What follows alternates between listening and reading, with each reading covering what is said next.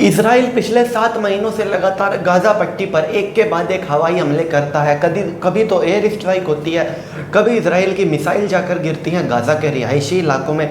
सिर्फ इतना ही नहीं, वहाँ पर जो दूसरे देश राहत सामग्री पहुँचाना चाहते हैं, जो गाज़ा के सिविलियंस हैं उन तक खाना पहुँचाना चाहते हैं, उसको भी ब्लॉक करके रखा है इसराइल ने। गाज़ा में महंगाई इतनी बढ़ चुकी है खाने पीने के सामान की, और लोग वहाँ भूखे मरने को मजबूर हैं।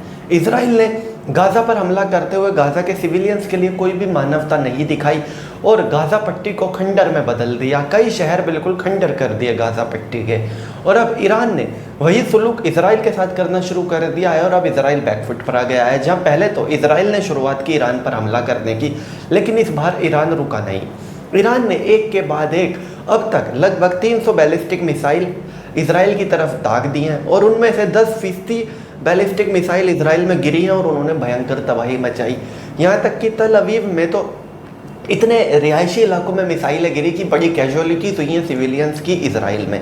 वहीं ऐसा नहीं है कि ईरान में नुकसान नहीं हुआ, ईरान में भी भारी नुकसान हो रहा है, लेकिन यहाँ पर ध्यान देने वाली बात यह है कि जो आयरन डोम है जिसकी पूरी दुनिया बात करती है वो फेल होता दिख रहा है इसराइल का। उसका कारण है अभी तक वो हमास के रॉकेट्स को इंटरसेप्ट करता था और उन्हें डिस्ट्रॉय करता था। हमास के पास रॉकेट थे जो उसने जुगाड़ से बनाए हुए थे, पानी के पाइपों में बारूद भर के वो उन्हें लॉन्च करता था।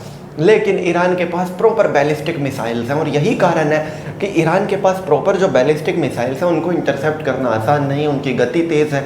और एक साथ 100-150 जब बैलिस्टिक मिसाइल दाग देता है ईरान, तो सबको इंटरसेप्ट नहीं कर सकता है आयरन डोम। और यही कारण है कि इसराइल में कुछ मिसाइलें गिर रही हैं, जहां ईरान में भी तबाही मच रही है। लेकिन ईरान तो इस तबाही के लिए तैयार बैठा है। ईरान भस्म रगड़ के बैठा है कि हमारा कितना भी नुकसान हो जाए, इसराइल को सबक सिखा के रहेंगे।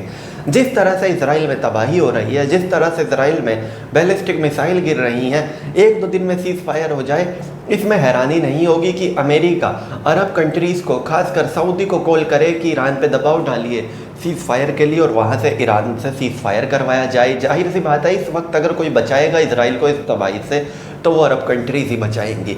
जहाँ ईरान इस तबाही को अफोर्ड कर सकता है, ईरान की जनसंख्या कहीं ज़्यादा है, ईरान की जो लैंड आर्मी है उसमें कहीं ज़्यादा लोग हैं, वहीं इसराइल की जनसंख्या बहुत कम है।